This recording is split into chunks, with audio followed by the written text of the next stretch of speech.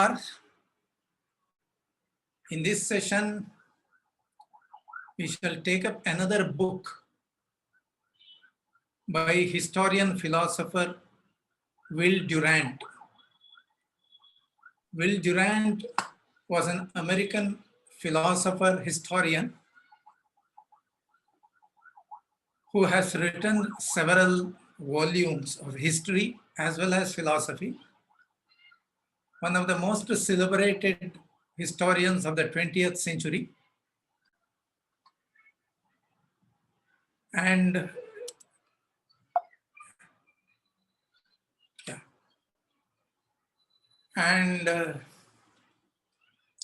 some of the books which he has written are here. This Story of Civilization is his magnum opus, written and completed during a period of about 40 years of his life, 1935 to 1975.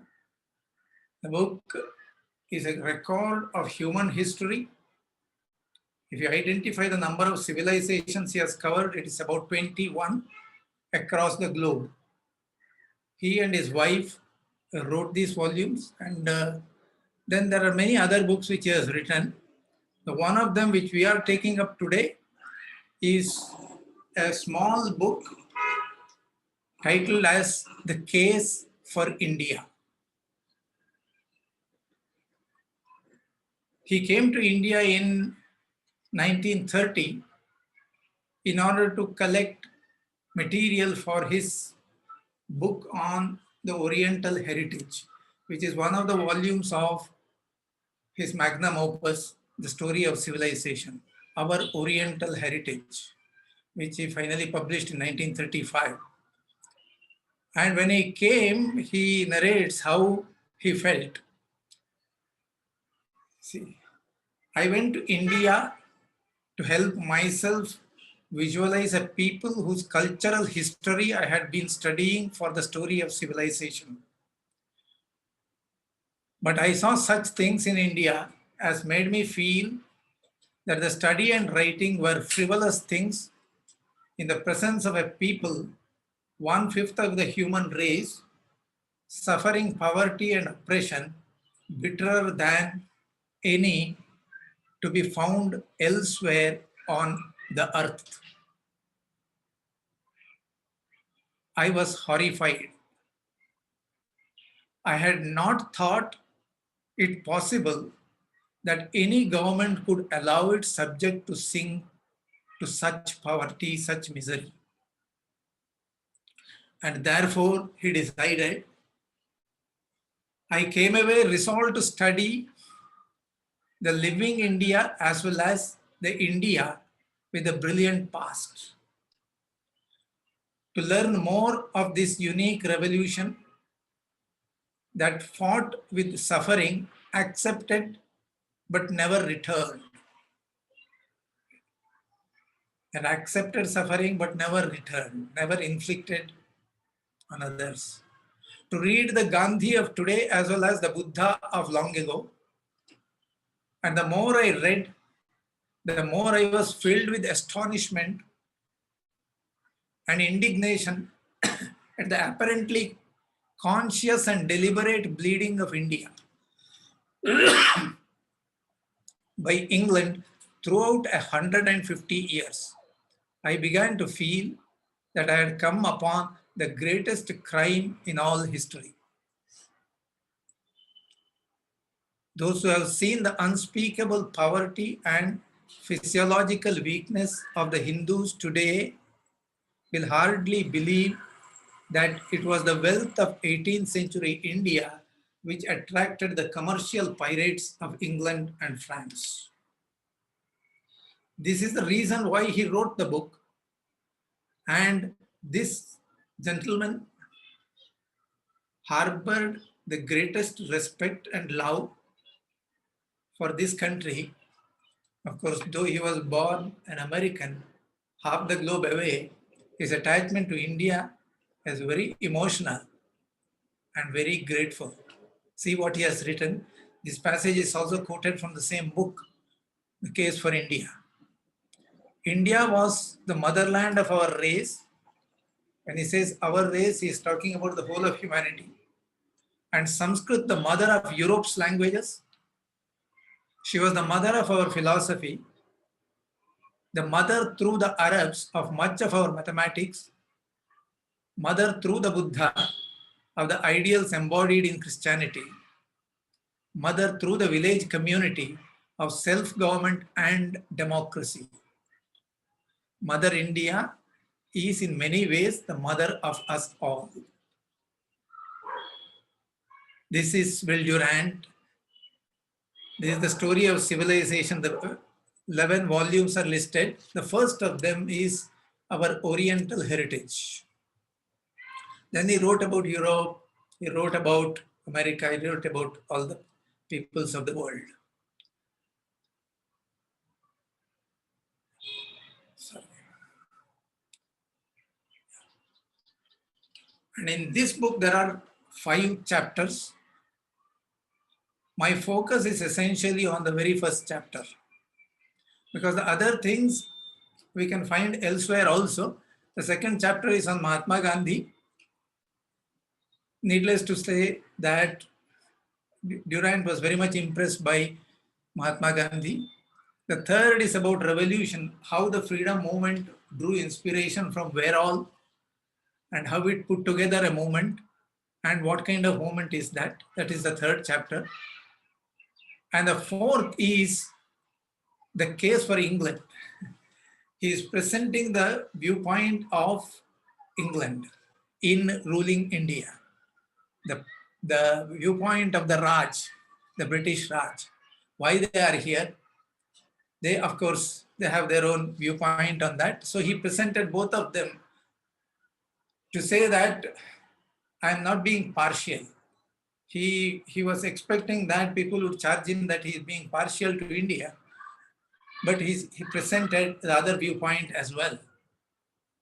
But he still holds his opinion, as I have quoted earlier. And finally, the conclusion. But this presentation is in 2 parts, and both parts are referring to the chapter 1, which is a very, very small chapter compared to the kind of literature he has produced.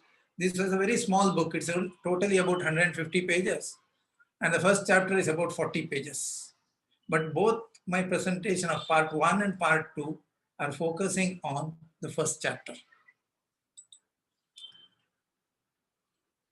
It is very important for us to understand. The reason why I picked this book is it's extremely important for us to understand our own history as it happened. I think it was George Santayana, an American writer, who said that those who do not study history are condemned to repeat it. Use not the words, are condemned to repeat it. If we do not want the history of our last 150 years, 200 years to repeat, then we need to know why that history occurred as it did. If we don't understand that, our guards will be low, we will not be learning from our past mistakes, and therefore it is extremely important that we understand the realities of this world. Most of the history that we study today are originally written by the Europeans, the British, and then continued in the same vein by the independent India's historians who sit in the government offices. So the perspectives are quite different. You will be shocked to see the details of this conquest by the British of this country. And you'll also be surprised to see the damage that it has caused for the very fiber of the Indian nation over 150 years. When you look at our last 1,000 years of history, there were several invasions, and there was a conquest, and there was a subjugation of the country, various parts of the country. And a foreign rule was established in the center of our country, that is Delhi, which lasted several centuries. And during this time, there was great strife. In the first 300 years of the Pathan invasions, or the Afghan invasions, it is called, starting from Muhammad Ghori, 1192, 91, 92, to until the Mughals came. Some historian has computed the amount of strife, the bloodshed that has happened in India during this first 333 years of the foreign rule, the Afghan rule. Several dynasties were there. He says the number of people who perished is around 8 crores. 8 crores. Compared to that, the British rule did not shed so much of blood, or so we think. But the number of people who perished in famines in India during this period was very close to that number, more than 7 crores. More than 7 crores of people perished because of famines, and historians are unanimous, almost unanimous, to say that these famines could have been averted had the government been sensible and had the government been reasonable. I'm going to give you some details which Will Durant collected and wrote. Incidentally, Will Durant is a very responsible writer. His data are very, very accurate, and his sentences are very pithy. Therefore, even though I covered only 40 pages, I have something like 55 files, which I mean quotations from the book. The Conquest. It came in the form of East India Company, but the East India Company was completely supported and guided by the British state in UK. And their methods were subterranean, all kinds of methods they used, bribe, murder, perfidy, nothing was spared. Okay. Let us look at a few files on that. The British conquest of India was the invasion and destruction of a high civilization by a trading company utterly without scruple or principle, careless of art and greedy of gain, overrunning with fire and sword, a country temporarily disordered and helpless, bribing and murdering, annexing and stealing, and beginning that career of illegal and legal plunder, both illegal and legal plunder, which has now gone on ruthlessly for 173 years and goes on at this moment while in our secure comfort we write and read. This is 1930.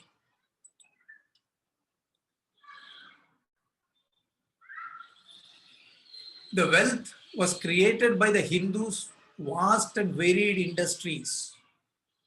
Nearly every kind of manufacture or product known to the civilized world, nearly every kind of creation of man's brain and hand existing anywhere and prized either for its utility or beauty, had long been produced in India. India was a far greater industrial and manufacturing nation than any in Europe or than any in Asia. Her textile goods, the fine products of her looms in cotton, wool, linen, and silk were famous in the civilized world.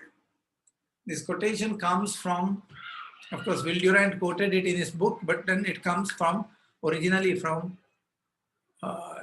Sunderland's book, India in Bondage. This book was published in 1928 and was banned by the British government in India. India in Bondage. This gentleman, Sunderland, was an American, and he was very sympathetic to India, obviously, but he was very, very emphatic and eloquent on what India was and how it was ruthlessly ruled and destroyed by the British government.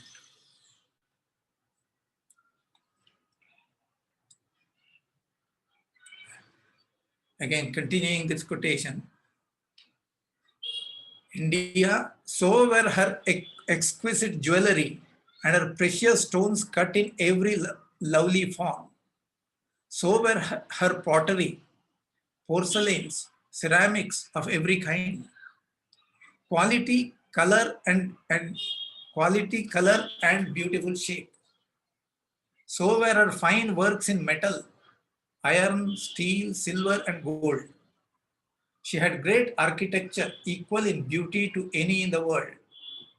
She had great engineering works.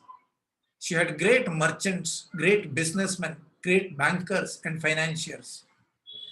Not only was she the great shipbuilding nation, but she had great commerce and trade by land and sea, which extended to all known civilized countries. Such was the India the British found when they came. It had trade and commerce both in land and in sea. You will see the status of these a little later, what happened after they took over, of the company took over. Robert Clive. Robert Clive was the one who conducted the war at Plassey and established laid the foundation of the company's empire. He was the first Governor General of the East India Company's land area. Robert Clive defeated the Bengal forces at Plassey with the loss of only 22 British killed, and thereupon declared his company the owner of the richest province in India. He added further territory by forging and violating treaties, by playing one native prince against another, and by generous bribes given and received. $4 million were sent down to Calcutta in one shipment. He accepted presents amounting to 1.17 million from Hindu rulers, dependent upon his favor and his guns. Pocketed from them in addition an annual tribute of $140,000,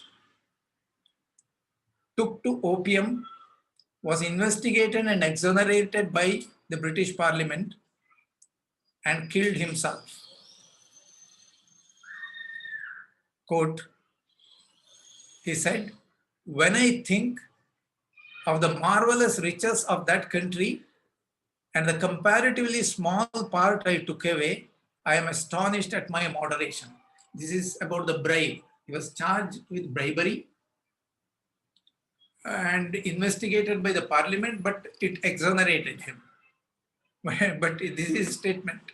He did not deny that he did not take, but he said, "When I think of the marvelous riches of that country and the comparatively small part I took away, I am astonished at my own moderation," he says.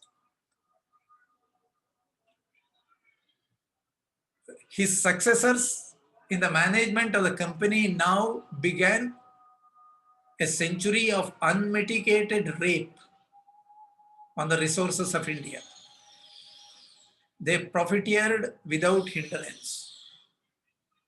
Goods which they sold in England for $10 million, they bought for $2 million in India. They engaged corporately and individually in inland trade, and by refusing to pay the toll exacted by of Hindu traders, which was levied on Hindu traders but not for the British traders, acquired a lucrative monopoly, destroying all other competitors. The company paid such fabulous dividends that its stock rose to $32,000 a share.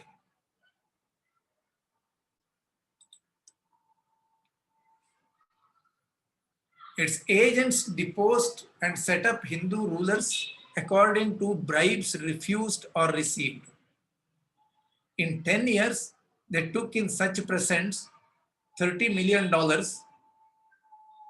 They forged documents as circumstances required and hanged Hindus for forging documents. Clive had set up Mir Jafar as a ruler of Bengal for a bribe of $6.19 million. Clive's successors deposed him and set up Mir Qasim on a payment of $1 million. 3 years later, they restored Mir Jafar for $2.25 million. 2 years later, they replaced him with Nizamud-Dawla for $1.15 million.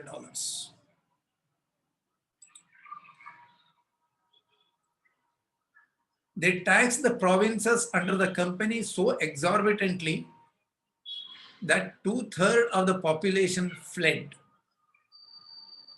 Defaulters were confined in cages and exposed to the burning sun. Fathers sold their children to meet the rising rates. It was usual to demand 50% of the net produce of the land. 50%. Every effort, lawful and unlawful, says a Bombay administration report written by an Englishman, was made to get the utmost out of the wretched peasantry, who were subjected to torture, in some instances cruel and revolting beyond all description, if they would not or could not yield what was demanded. Please remember Sri Dhanapal talking about 50% tax in British India. He was surprised, shocked, because the Indian tax, traditionally India permits taxation by the king up to 16%. Not always 16%, but up to 16%, 1/6. But usually it is less. Here it was 50%, which made people abandon cultivation. Warren Hastings. Warren Hastings was one of those who was reprimanded, and I think he was tried by the British Parliament. He was impeached as Viceroy, as Governor General. Warren Hastings exacted contributions as high as $250,000 from native princes to the treasury of the company. He accepted bribes to exact no more, but exacted more and annexed the states that could not pay.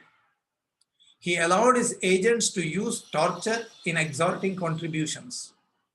He helped the Nawab of Oudh to rob his mother and grandmother to pay the company $5 million.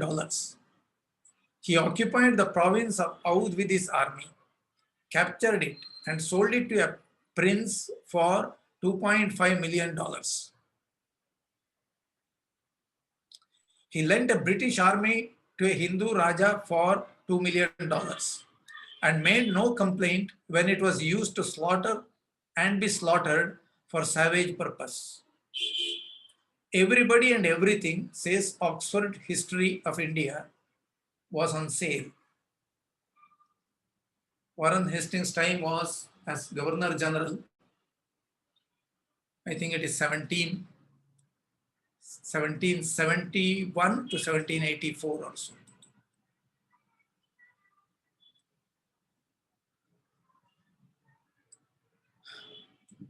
30 million people, says Macaulay, were reduced to poverty and wretchedness. Look at what Macaulay says. During the 5 years which followed the departure of Clive from Bengal, the misgovernment of the English was carried to such a point as seemed incompatible with the existence of society. Incompatible with the existence of society. The servants of the company forced the natives to buy dear and sell cheap. Enormous fortunes were thus rapidly accumulated at Calcutta, while 30 million of human beings, that is the population of Bengal, 3 crore people, were reduced to the extremities of wretchedness. They had been accustomed to live under tyranny, but never under tyranny like this. Under their old masters, they had at least one resource. When the evil became insupportable, the people rose and pulled down the government. But the English government was not to be so shaken off. That government, oppressive as the most oppressive form of barbarian despotism, was strong with all the strength of civilization. Their armament was superior compared to the arms that an Indian public could wield at any rate, leave alone kings. Public could not pull down the government. They are said to have reformed. This is one of the claims of the British, that they reformed the Indian society and they built the Indian railways. These are the two things which they claim very proudly. By 1829, Lord William Bentinck decreed the abolition of sati, the immolation of widows with their dead husbands, and acknowledged handsomely the aid given him by the native reform organizations. People like Brahma Samaj and other things supported him, Rajaram Mohan Roy, etc. Men like Bentinck, Thomas Munro, Elphinstone, and Macaulay carried into India something of generous liberalism, which for a time controlled England in 1832. They brought the British ideas into India. They built railways for commercial and military purposes, introduced factories, and promoted growth of population. Introduced factories because Indian industry was a domestic industry. It was a household industry. In that sense, it says they introduced factories and promoted growth of population. They established a small number of schools, brought the science and technology of the West to India, gave to the East the democratic ideals of modern Europe, and played an important part through their scholars in revealing to the world the cultural wealth of India's past. And the price of these reforms, the price of these benefactions was considerable. It included the expropriation of state after state from the native rulers by war or bribery, or the simple decree of Lord Dalhousie that whenever a Hindu prince died without leaving a direct heir, his territory should pass on to the British. Pass on to the British. In Dalhousie's administration alone, 8 states were absorbed in this peaceful way. Province after province was taken over by offering its ruler a choice between a pension and war. The seventh decade of the 19th century, England added 4,000 square miles to her Indian territory. In the eighth decade, 15,000 square miles. In the ninth decade, 90,000 square miles. And in the 10th, 133,000 square miles. John Morley estimated that during the 19th century alone, England carried on 111 wars in India, 111 wars in India, using for the most part Indian troops. Millions of Hindus shed their blood that India might be slay. The cost of these wars for the conquest of India was met to the last penny out of Indian taxes. The English congratulated themselves for conquering India without spending a cent. And Dalhousie's annexation, it is so huge that it would cover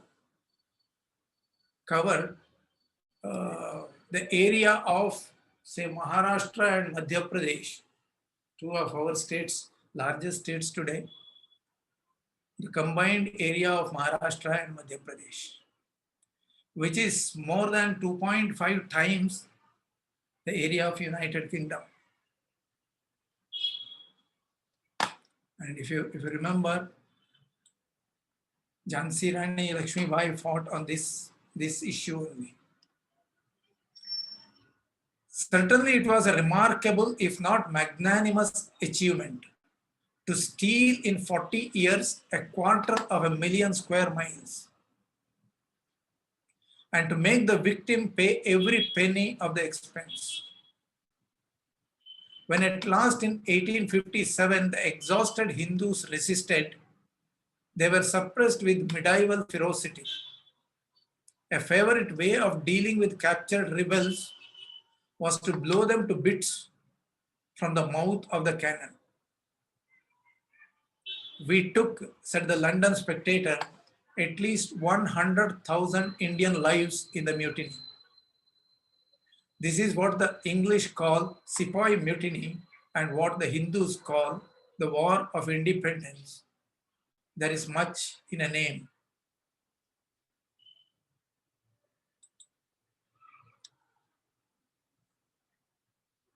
And then finally they handed over the reins of power. The company handed over to the British state.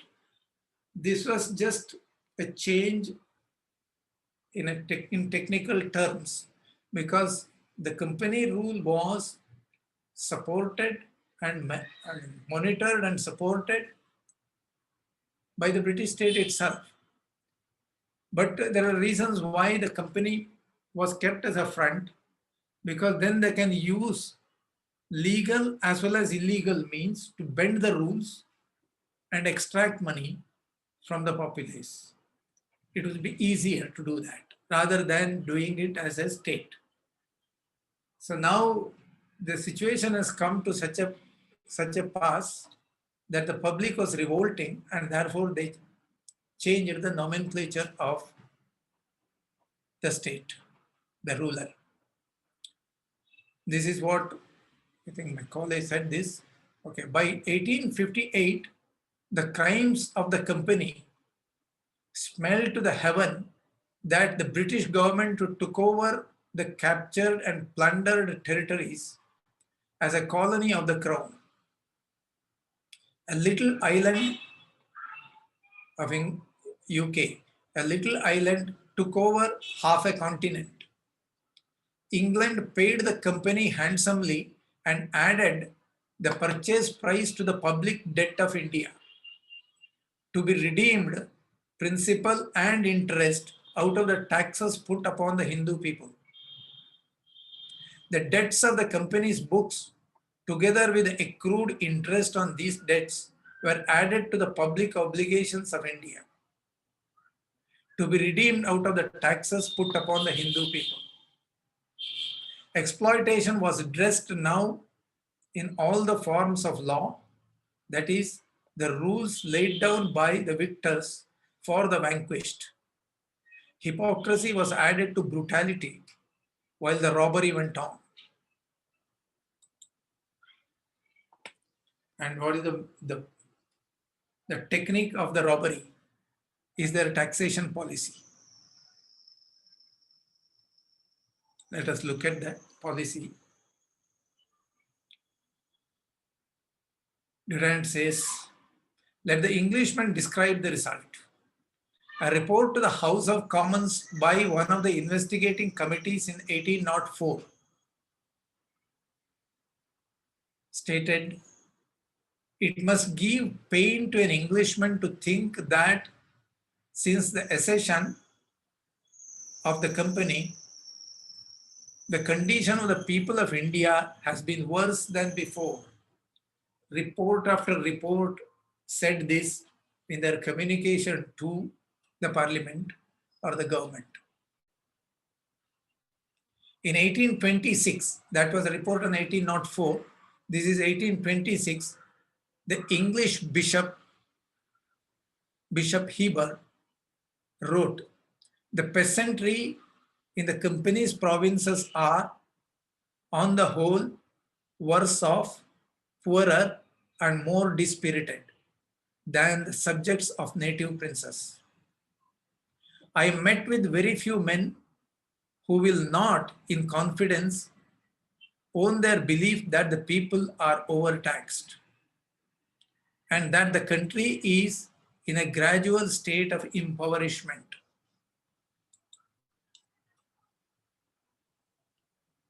This is James Mill, historian of India.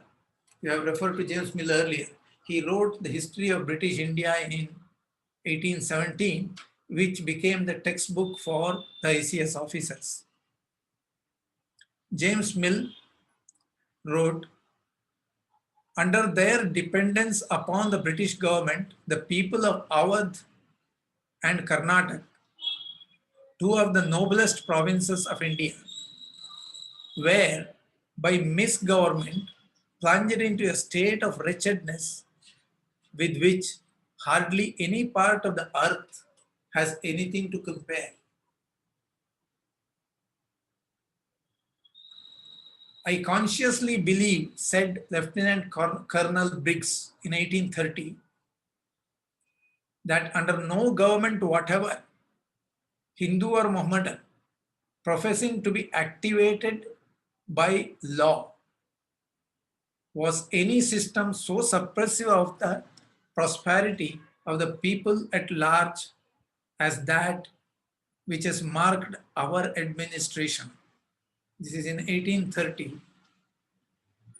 Englishmen, both of them.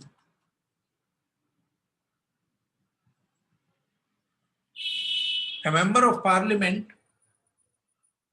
Cathart Wilson, says, the percentage of taxes in India as related to gross produce is more than that of any other country. Until recently, the rate was twice as high as England, 3 times as high as in Scotland. Herbert Spencer protested against the pitiless taxation which wrings from the poor Indian rights nearly half the product of their soil. Sir William Hunter, former member of the Viceroy's Council, said in 1875, the government assessment does not leave enough food for the cultivator to support himself and his family throughout the year.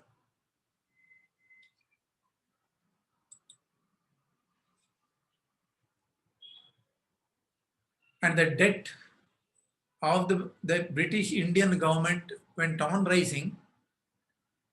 Initially, it was the company's government, after that, the British government. In 1792, it was $35 million. 1805, $105 million, went to 150, 215, 275, 350, 560, 1000, 1500, 3,500 by 1929. That is the time when Will Durant visited India.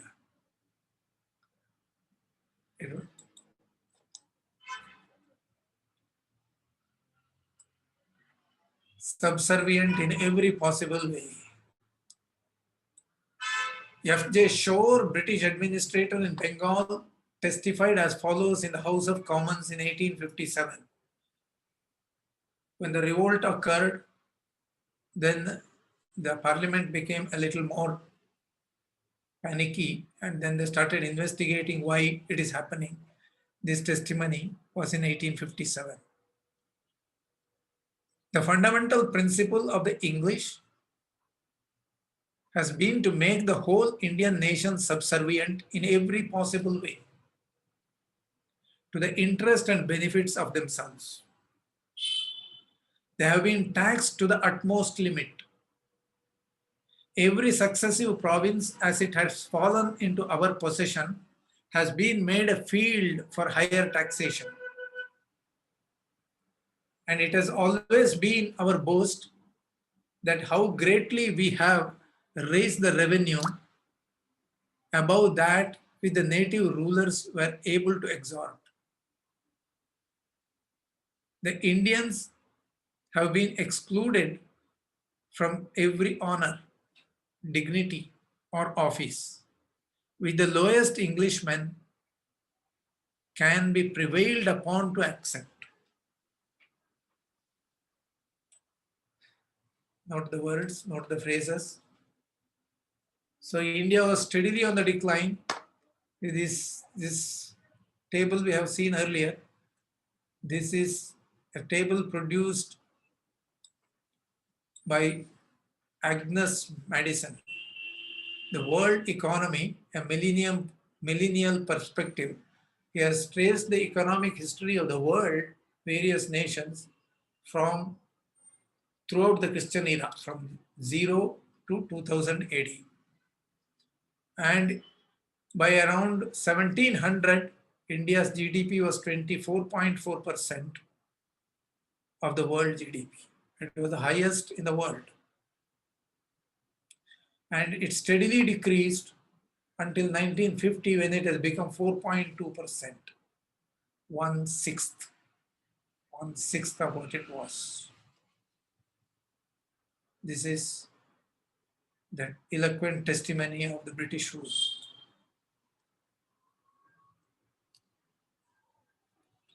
They maintained an army of about 2 lakh men, of which 70% were Indian. But no Indian was at the level of an officer. This is for more than a century, this was the state of affairs. The Indian forces number some 204,000. 60,000 of them are British, including all officers. 1874, 1,874 are aviators, the last resort of despotism.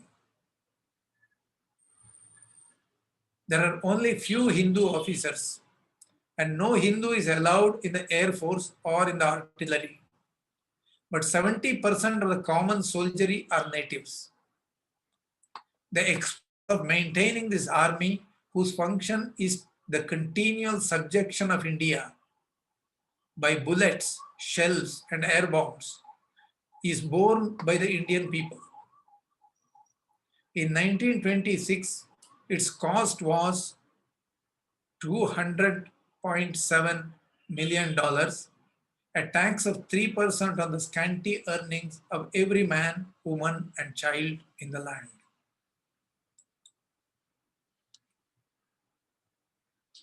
Wherever the Indian army sheds its blood, in Afghanistan or Burma or Mesopotamia or France, the expense is met not by the empire, which it enlarges, which the army enlarges or defends, but by the Indian revenues alone. When England had to send British troops to India in 1857 to suppress the so-called mutiny. It charged India with the cost not only of transporting them, maintaining them in India, and bringing them back home, but with their maintenance in Great Britain for 6 months before they sailed.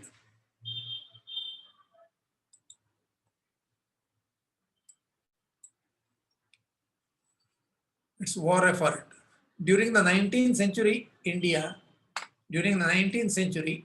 paid $450 million for wars fought for England outside India with Indian troops.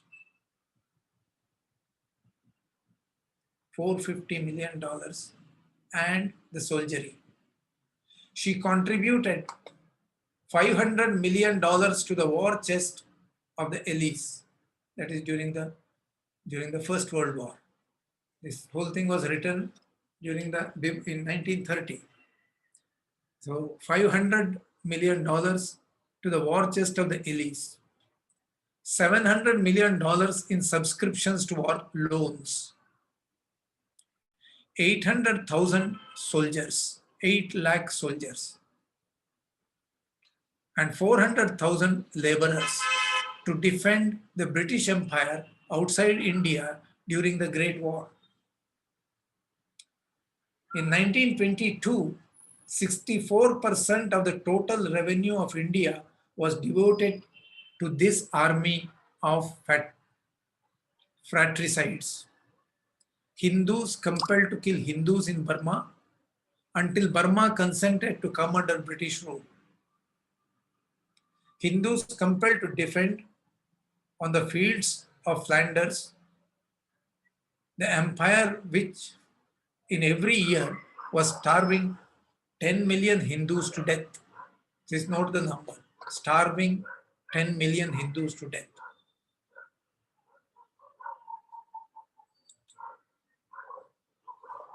And the consequence is obvious. India was pushed to the verge of destruction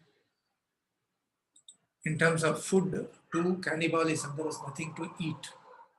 Famines, there were huge number of famines. There are 24 famines during the British period.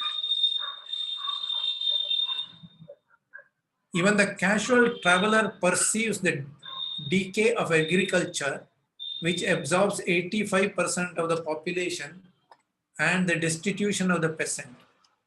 It was not entirely 85% earlier because India had developed wonderful Gharelu industry.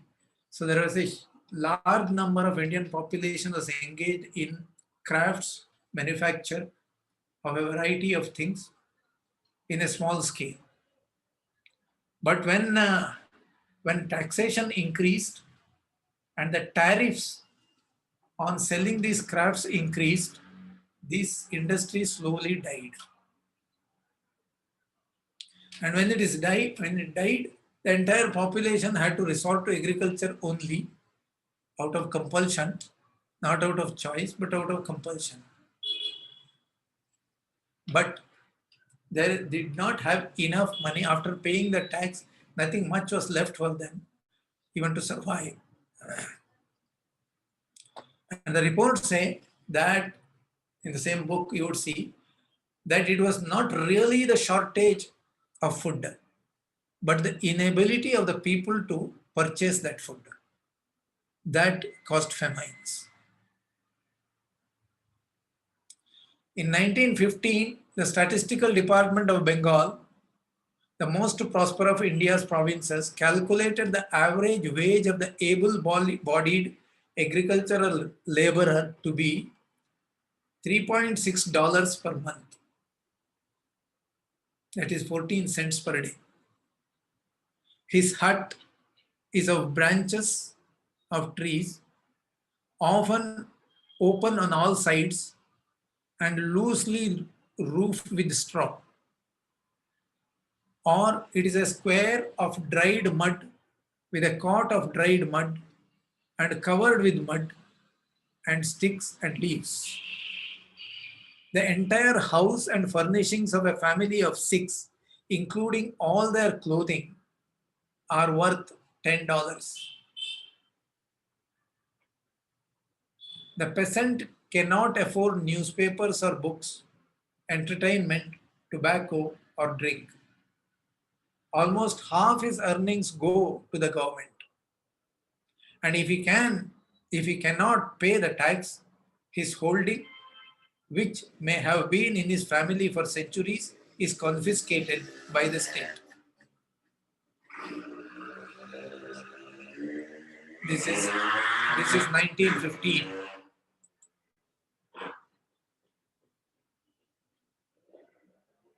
Naturally, people migrated to cities because it is difficult to live in the village. So they went in search of cities where factories were set up by the company and the British government.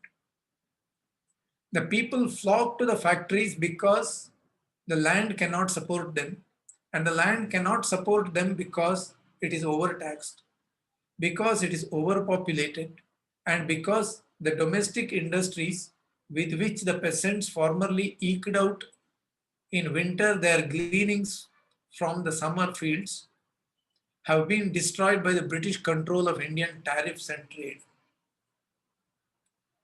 For of old, Indian handicrafts were known throughout the world. It was manufactured, that is handmade, goods which European merchants bought from India to sell to the West. In 1680, says the British historian Orme, 1680, before the advent of the British in India, the manufacture of cotton was almost universal in India. And the busy spinning wheels enabled the women to round out the earnings of their men.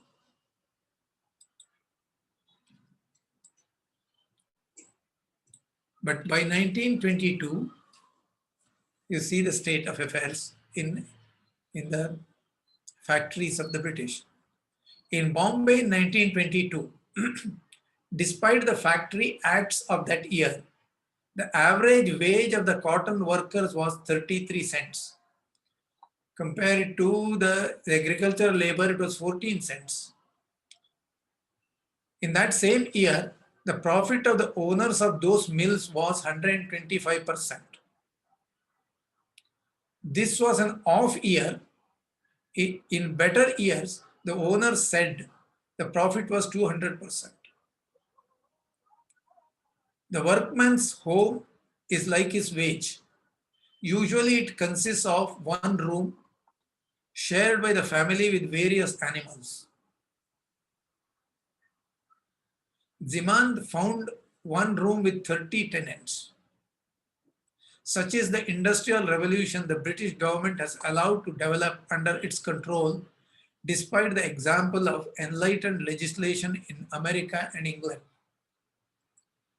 I'll show you what is the status of affairs in England. Presently, I'll show you that. Everything possible to impoverish. Another Englishman, Martin Montgomery, in the book Eastern India, wrote, "We have done everything possible to impoverish still further the miserable beings subjected to the cruel selfishness of English commerce." He's an Englishman writing about the English commerce. Under the pretense of free trade, England has compelled the Hindus to receive the products of steam looms of Lancashire, Yorkshire, Glasgow, etc. at merely nominal duties, while the hand-wrought manufactures of Bengal and Bihar, beautiful in fabric and durable in wear, have heavy and almost prohibitive duties imposed on their importation into England.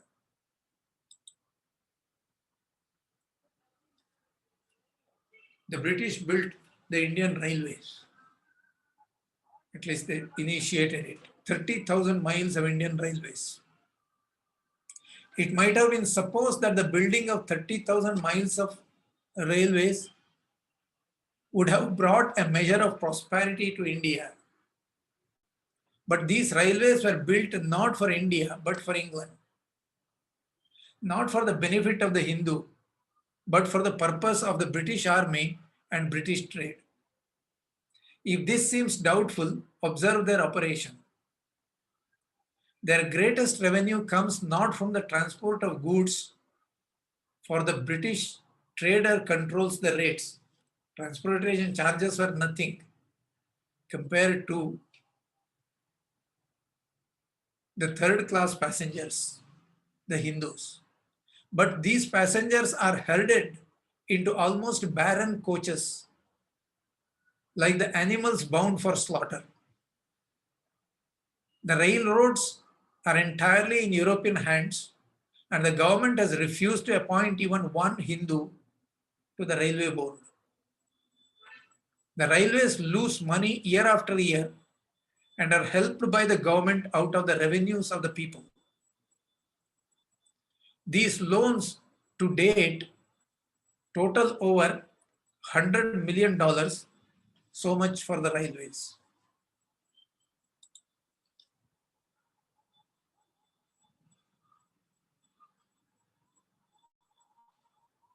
Commerce on the sea is monopolized by the British.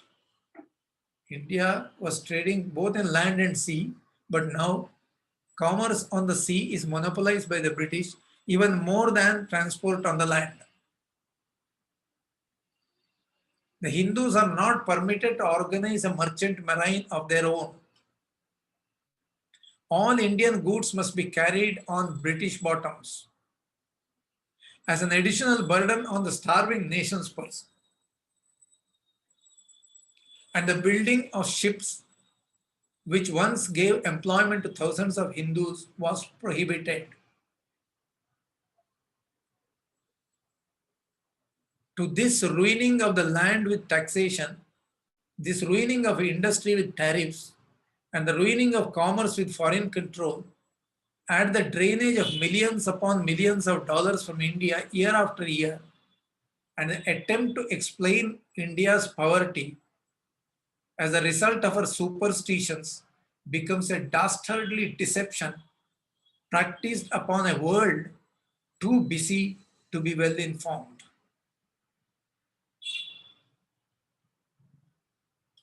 What more can you say?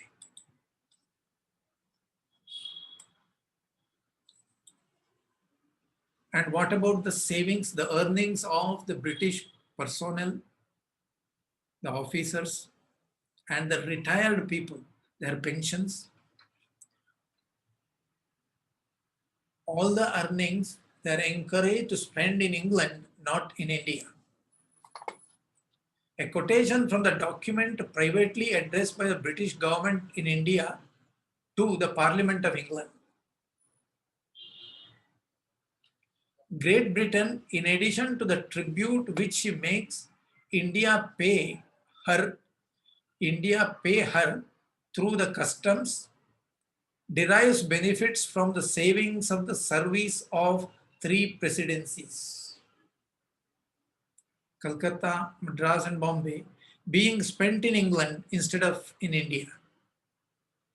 And in addition to these savings, which probably amount to about $500 million, she derives benefits from the fortunes realized by the European mercantile community, which are all remitted to England.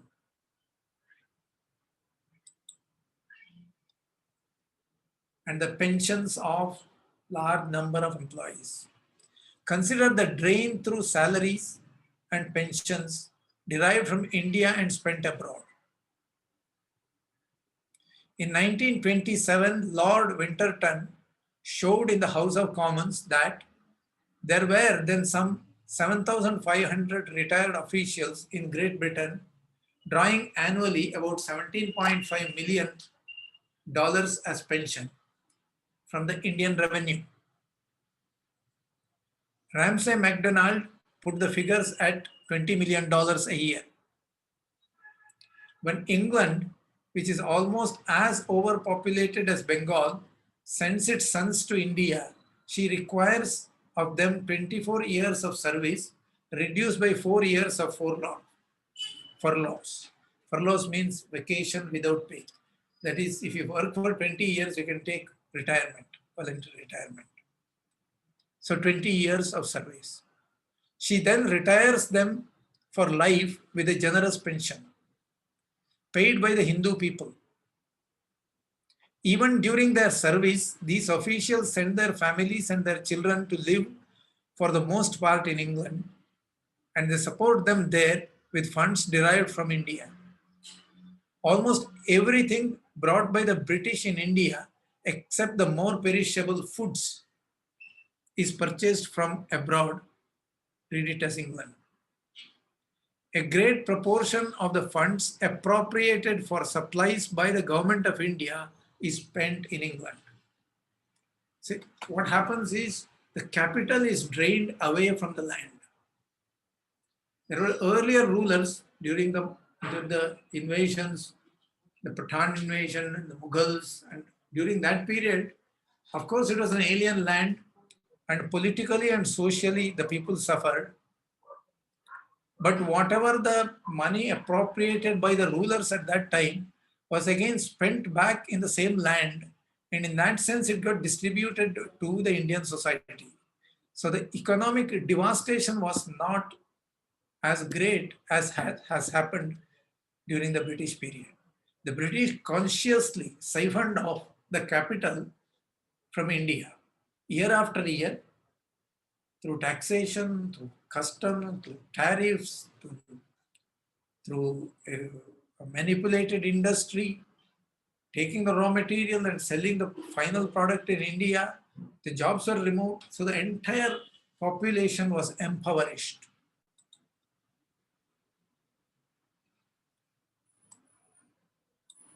$5 billion plundered in 57 years.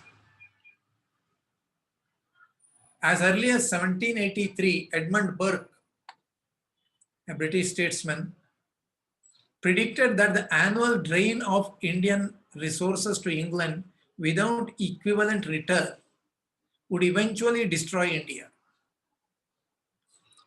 From Plassey to Waterloo, Plassey in 1757, Waterloo in 1815, 57 years, the drain of India's wealth to England is computed by Brooks Adams, an American historian, at $2.5 to $5 billion.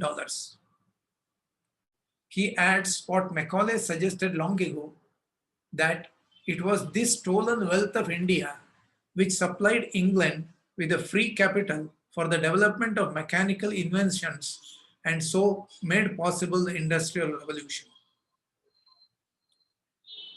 In 1901, R.C. Dutt, who wrote the economic history of India during the Victorian period, R.C. Dutt estimated that 1/2 of the net revenues of India flowed annually out of the country, never to return.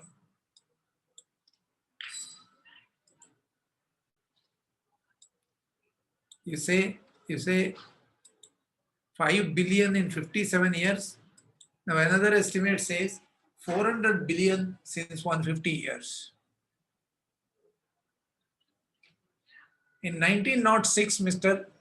Hindman reckoned the drain at $40 million a year. Montgomery Martin, estimating the drain at 15 million a year at 1838, calculated that these annual sums, this is Hindman calculating, looking back, calculated these annual sums retained and gathering interest in India would amount to, in half a century, to something like $40 billion.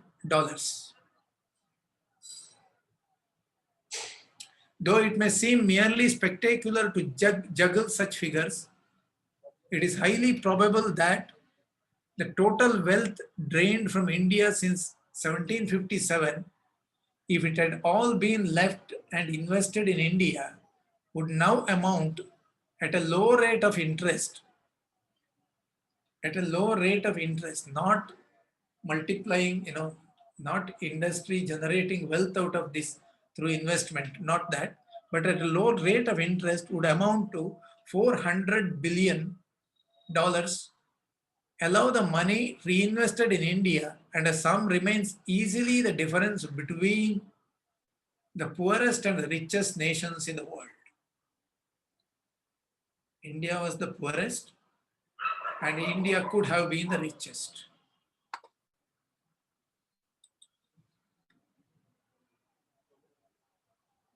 And what did this achieve? It pushed India toward cannibalism, did not have enough to eat. Wilfred Stephen Blunt, the poet and political activist from Scotland, sums it up from the point of a true Englishman. India's famines have become severer and more frequent. Its agricultural poverty has deepened. Its rural population has become more hopelessly in debt. Their despair more desperate. What was bad 20 years ago is worse now. At any rate, there is the same drain of India's food to alien mouths. Endemic famines and endemic plagues are facts no official statistics can explain away. I have come to the conclusion that if we go on developing the country at the present rate, the inhabitants sooner or later will have to resort to cannibalism, for there will be left for them to eat. There will be nothing left for them to eat.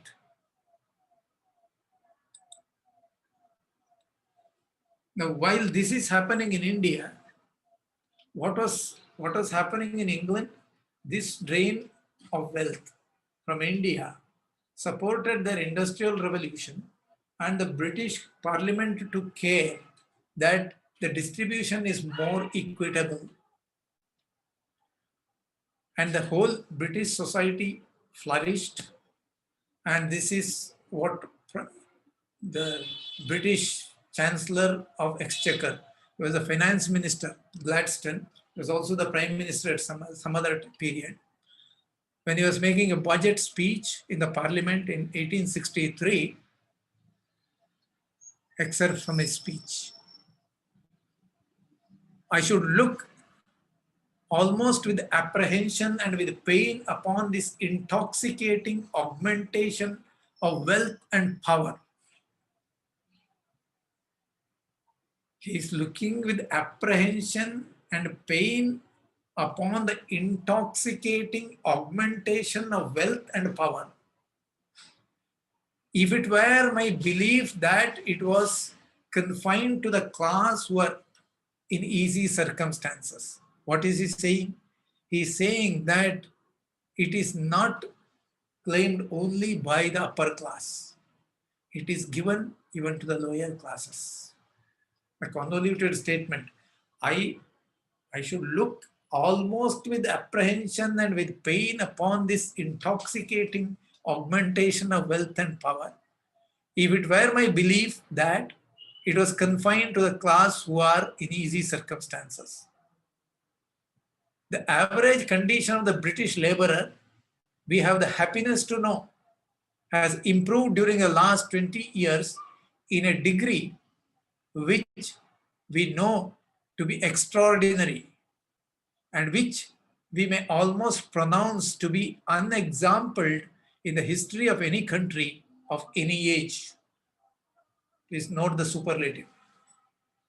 History of any country of any age. He says that we have distributed it equitably. That's fine, but the money came from India, pushing India to cannibalism. And the British claim has been that it is actually discharging the burden, white man's burden, they would call it. In the year 1929, British Minister Stanley Baldwin was a prime minister also, but at the time of making this speech, he was not a prime minister, he was a minister in a cabinet of Ramsay MacDonald. delivered a speech in the House of Commons wherein he claimed that God has delivered India to British hands for this purpose. This is Aryan forefathers. Indians and we have the common forefathers. They went into Punjab and they spread throughout India, through India. And now, after aeons have passed, the children of the remotest generations from that ancestry have been brought together by the inscrutable decree of providence to set themselves to solve the most difficult, the most complicated political problem that has ever been said to any people of the world. So he is actually handling a political problem of making themselves equal to us. By establishing the British rule in India, God said to the British, I have brought you and the Indians together after a long separation. It is your duty to raise them to their own level as quickly as possible, brothers as you are. That was a mandate for the British people from God. That's what they claim. Yeah, so here I stop as part of the presentation, and I'll continue in the next. And what is inevitable from this study is that what is inevitable because of this taxation, this kind of ruling, is that India was pushed into the throes of poverty and famines. It is really heartrending to see the kind of famines that went on. We will see it in the next presentation because of the time constraint. They got the education. They encouraged opium and alcohol in India. They reduced education, scorched it completely, almost completely, ridiculed the Indian people, and the famines followed, leading to death and disease.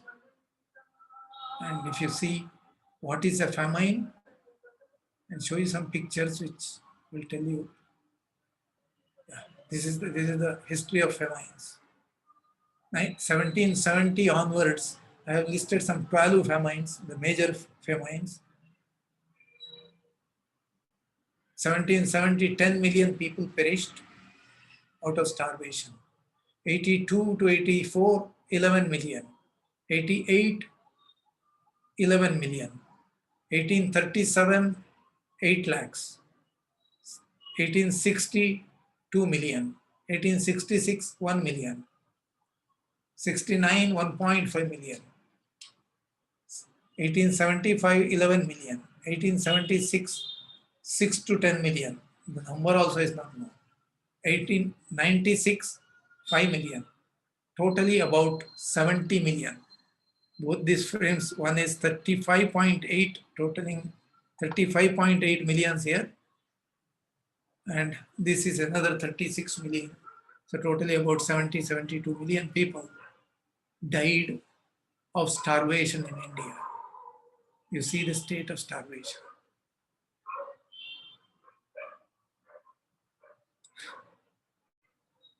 This is India. This is Bangalore. This is a scene in Bangalore.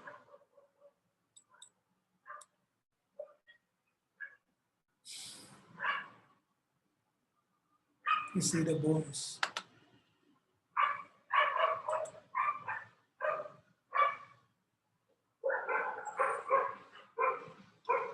Yeah, the details we'll take up in the next session. Right now we'll go back to, if there are any questions. Okay, sir. Thank you, sir. So first, I think Nagi has raised hand. So Nagi, please. Yeah, sir, thanks for all the information. Yeah. But surprisingly, I think the case for India, in my own opinion, is a misnomer for this book. It's more of something like 100 tips of how to conquer a country and exploit their people. Okay, so it's someone who reads this book, I think, can get typically 100 tips. Yeah. I didn't see what the case for India was. And if you go back to our history much earlier, Yeah. into the previous yugas also, this land has always been conquered by asuras, rakshasas. The Bhulok has always been captured, and there has been a lot of suffering. The only thing is, in this case, the asura was the British government. Okay, so that fortunately, at least earlier, there was some avatar through which God came and helped. But here, nothing like that happened, and we had to wait until Gandhi or Subhash Chandra Bose came and released us. So I really don't see what is the case for India there. It sort of shows how the people were helpless, what they could not do uh, without a proper leader. Okay. So that is, I'll take it as a comment because the title was given by Will Durant. So is it the case for India? So that is true. See, this is about 200 years, 1757 to 1947. But the suffering was very, very intense. And India should not forget this experience nor gloss over this. India, see, there were certain political weaknesses in the Indian society which was exploited. I mean, you cannot complain that they have exploited. They have come for exploitation only. Yes. Yeah. You cannot complain that. But the consequences, we should understand what is the kind of consequence for the petty politicking that we often do. Even in normal times, if you look at our society, there are these kind of politics keep on happening, right? It is a decadent period from that point of view. If at all, you permit me to say that, I would say the dominant feeling among the Indian princes or Indian leaders, the social and political leaders, was one of strife and jealousy, Yes. which has led to this. So we should learn an important lesson on that count, right? See, the purpose of learning history is that we learn from our mistakes. This is one of the important reasons why we learn history. History for its own sake is not. So facts should be understood, interpreted properly. The causes have to be identified and remedial measures have to be taken. And if you forget that, you do it at your own cost, at your own peril. Yeah, exactly. I fully agree with you. Only thing is, this sort of pattern was there even when Pururava and Ambi were all there. This bribing and all that was there since then. But it took several centuries, and that I know they bribed, but there were people willing to be bribed. So for several centuries that continued. Um, so I think we really need to understand that if this does not have to repeat, what should be done. That's the difficulty. Yeah. See, there is another point which I would like to say. The bribing is there, corruption is there at all times. The question is what is the magnitude of that? How deeply it has percolated, and where does it stop? Is there any value which should resist this? Okay, if this is the case, I will not. Is there any such thing? Those limits are relaxed, and when the limits are relaxed, and more people take it for granted that these are normal, then the society falls. There could be people who are paying bribe and taking bribe even in the best of times. And if you see, the British had these centuries, 17, 18th century was the best period for the British. If you look at the British history, Yeah. starting from around 1500 onwards, the British curve, the prosperity curve went on increasing, improving. They built a navy which was policing the whole world. They built an empire which was too large, where the sun would not set. They became very prosperous.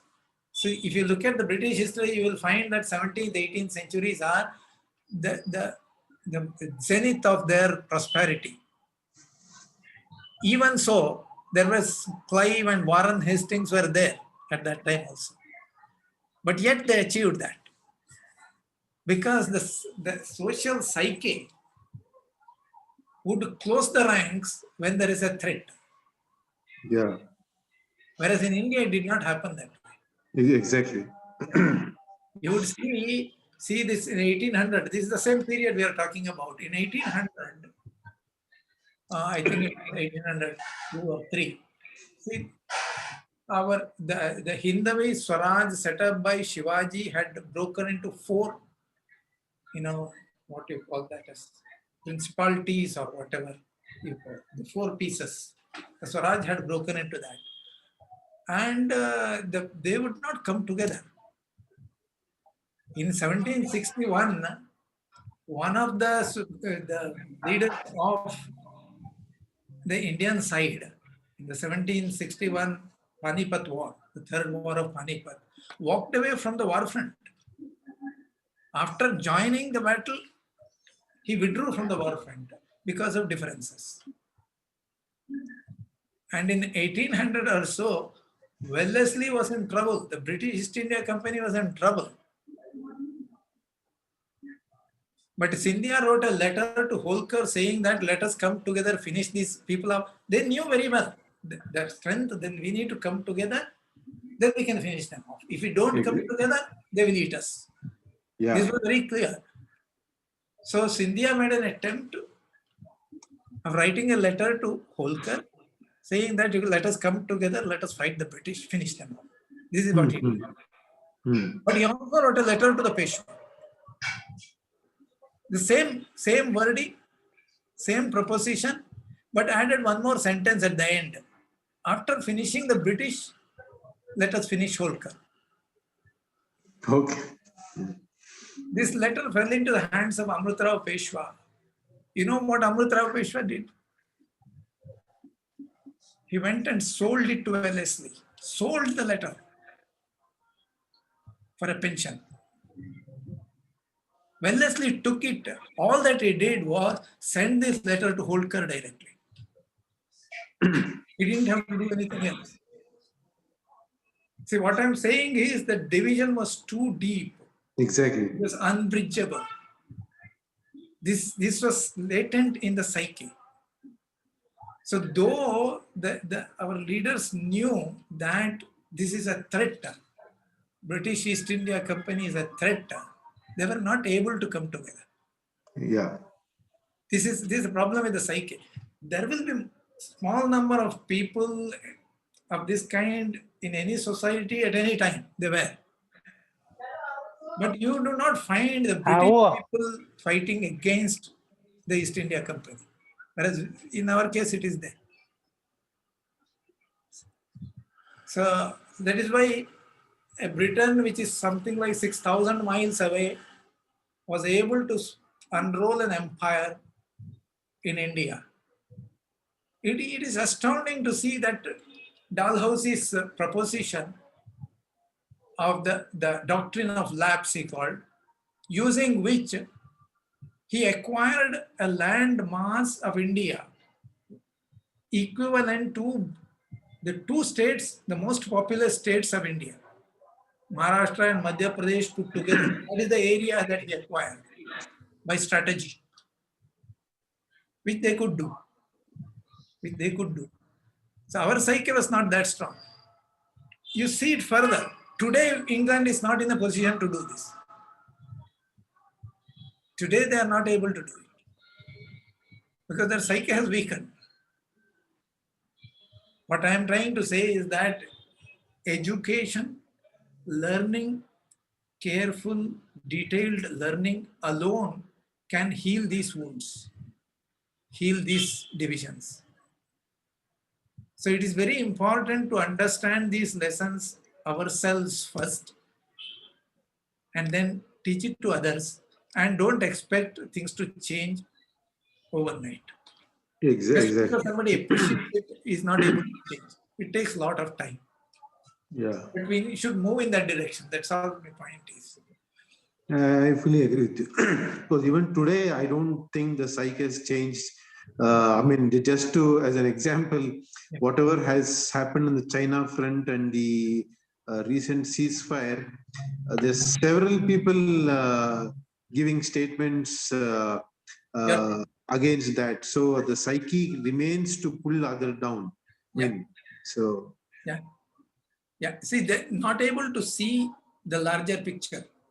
yeah, Not able to see the larger picture, essentially. This you can see if you study history in close, in a microscopic sense. You can see this during the last, say, 1,000 years of our history. The larger picture is missing. So it is very necessary to build that picture first. only Slow one process. comment.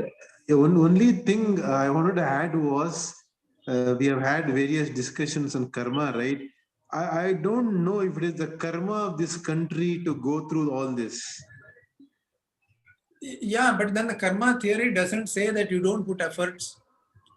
See, the karma theory from the ancient times to the recent times. When I say ancient times, I'm talking of Yajnavalkya, Vasishtha, from that time to the modern time, like Sri Ravi Shankar ji or Sadhguru. They're not saying that you should not put effort or anything. Karma is not destiny totally. Destiny plus free will. So karma theory is a realistic theory. If at all, I mean, when you're examining karma theory, what you need to look at it is whether it is true or not. It is not to be interpreted as a doctrine of psychological approach. It is not so. What we are looking at it is whether it is true or not, and it is true. Apparently, it is true, and it doesn't say. The point I'm trying to bring is that it doesn't say that there is no free will. We have to exert Yeah, and make a corrective. correct. Correct. It can start manifesting right from this moment if you exert and put an effort. Okay, thank you, sir. Okay, sir. Next question from Hemant Rangan. Yeah. Yogesh ji is Hemant? here. Okay, we'll come back to Hemant Rangan. I am here now. Okay. Yes, please. Yes, please. Mr. Bhatt, again, thank you very much for a wonderful session. Yeah. Very interesting and important subject indeed. And as you said, I mean, that I always love that quote that you are condemned to repeat history if you do not learn it. Yeah.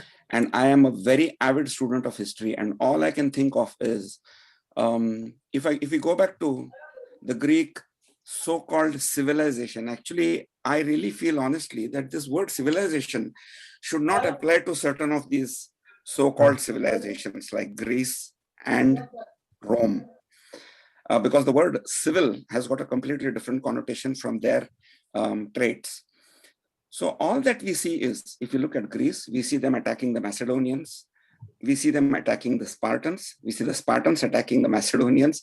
We see in Rome, the Romans attacking everybody around them, the Visigoths attacking the Franks attacking the Romans, the Vandals attacking the Anglo-Saxons attacking the Celts.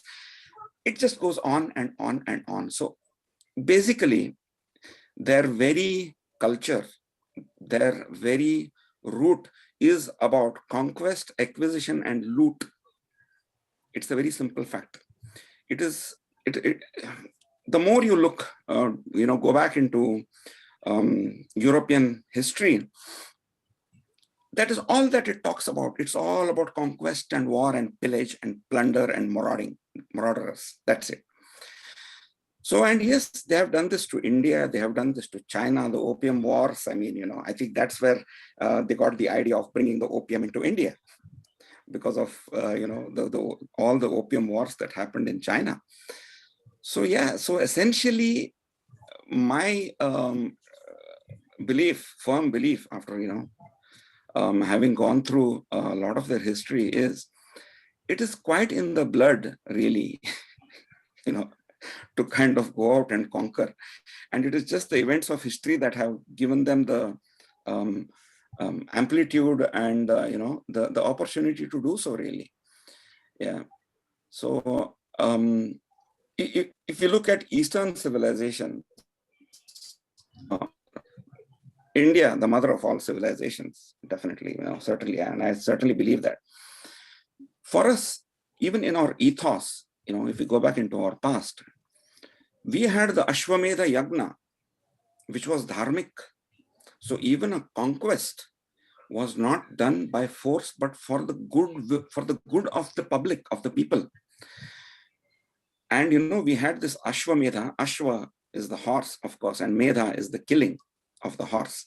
But no horse was actually killed. The Ashwa represented the ego of the human being. So it was the killing of the ego. So basically, when the Ashwamedha Yagna was, conducted, a king to whose kingdom this great king has come, and basically he would be advised that you are a very dharmic king, you are doing good to people. That is why you must spread your kingdom. That is why you must spread, in a dharmic way, not for the conquest of land, not for loot, not for pillage, but for merely the good of humanity. So that, I think, is civilization in the true sense of the word. So sorry, Mr. But I was just like, kind of compelled to say that. Thank you very much for the good session anyway. Sure. Nice comments, Hemant. We'll come back to that. Very good comments. Okay, Yogesh Thakkar, sir. Hello. Hello. Again, it is an exceptionally good lecture. I would like to add a few things. During the last famine in Bengal, the agri products were completely exported by Churchill to the UK, and purposely he allowed the people of Bengal to die in famine. It is a evidence over there, and it is a written things are there in records. Another thing is that we go to the past history when Ashoka conquered the Odisha, and after that a lot of killing and all that, he left that everything and he become Buddhist. So you see, after that, till then there was not much of the wars we have fought with the others or in between the. We had absorbed the people, those who have come from outside and all that. But after that, you see, advent of the Buddhism and Jainism, we stopped fighting with the people, and that culture has spread like Jainism and Buddhism spread like anything. May not be much in India, but Buddhism spread it all over the world, or say in East Asia or Asia.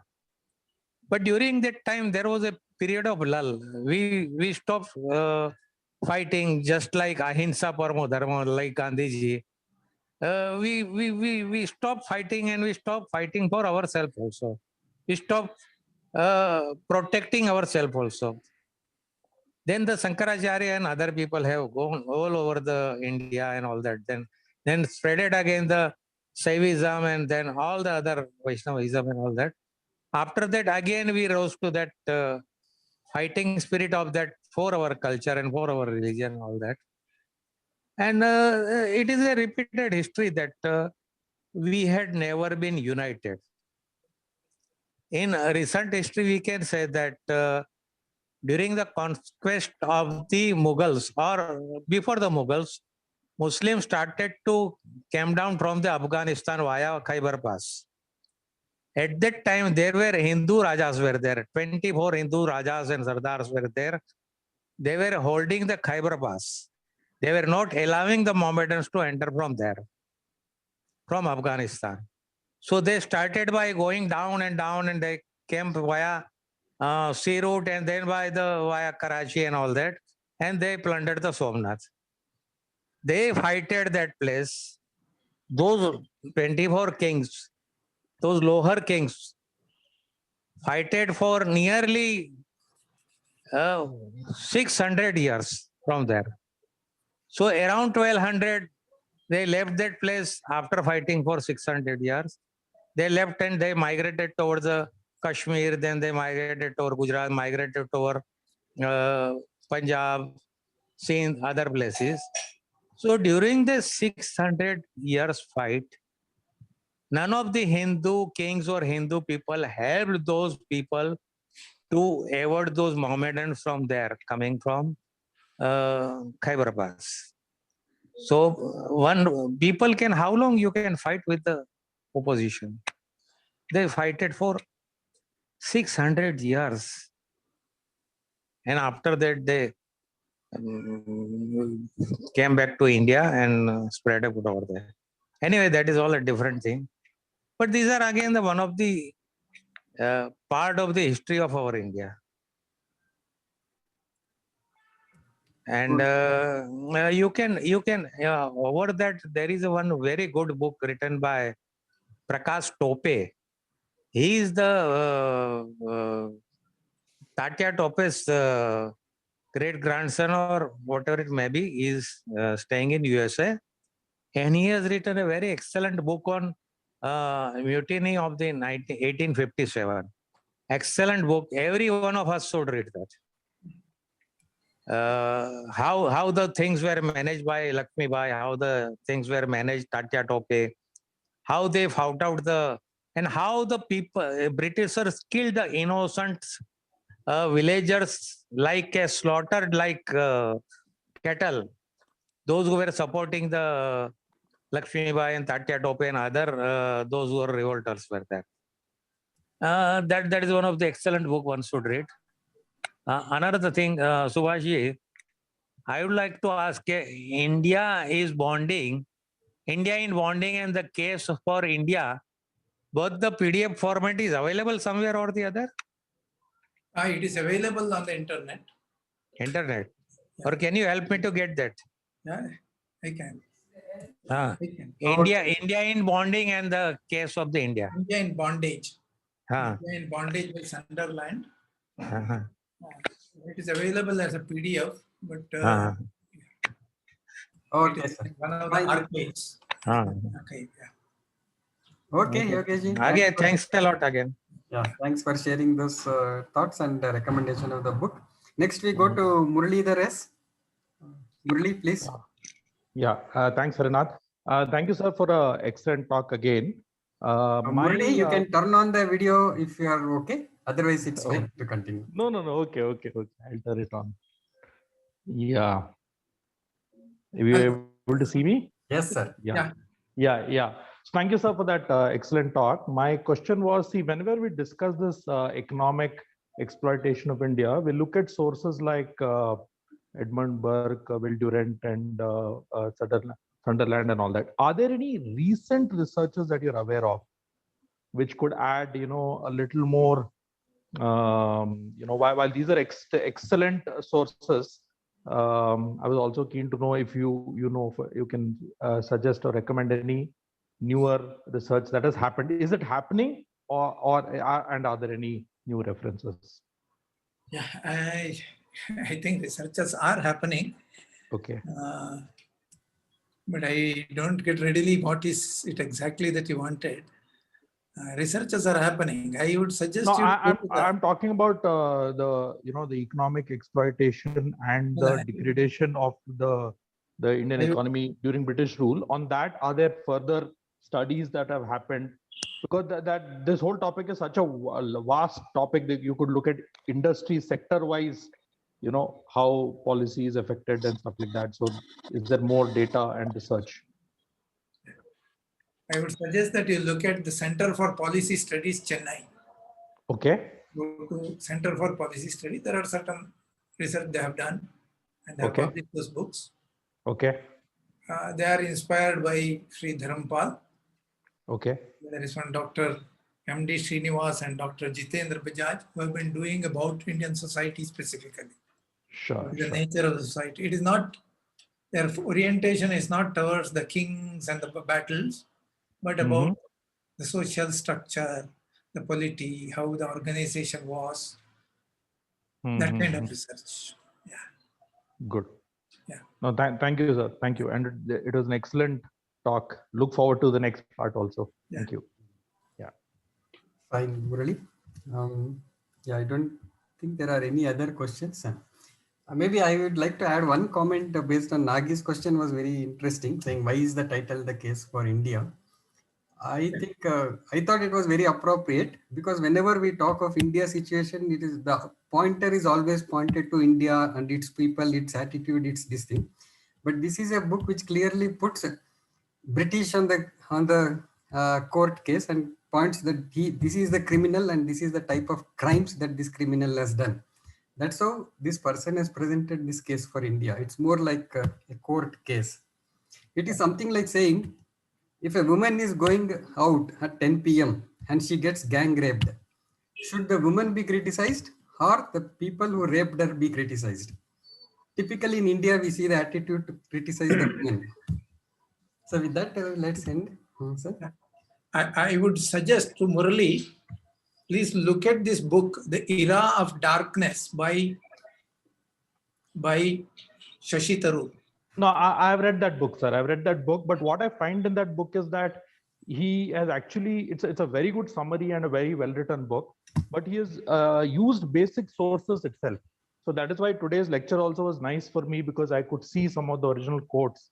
And I'm going to buy this book and read it in detail. But Shashi Tharoor's book is like a summary of the older sources, which in itself is valuable and good because it presents the whole thing. Yeah. But I was also curious to know that have we progressed in that, because it's 250 years of British rule. So there must be a lot more details about how they broke up industries and what happened. So that is what I was just curious to know. Yeah. Yeah. So I'll go to the source that you mentioned and let me look at this. This book is actually out of print right now. But no, it's available on Will Durant's book is available on Amazon. Case for India? Yes, the Case for India. Yes, I just ordered it. Okay. Wow. It's available. It's available. Sure. Okay. It's about 230 rupees. So yeah. Yeah. So I thought I'll read it in detail. Fine then. So with that, we come to the end of today's session. So we will end the session with Shanti Mantra.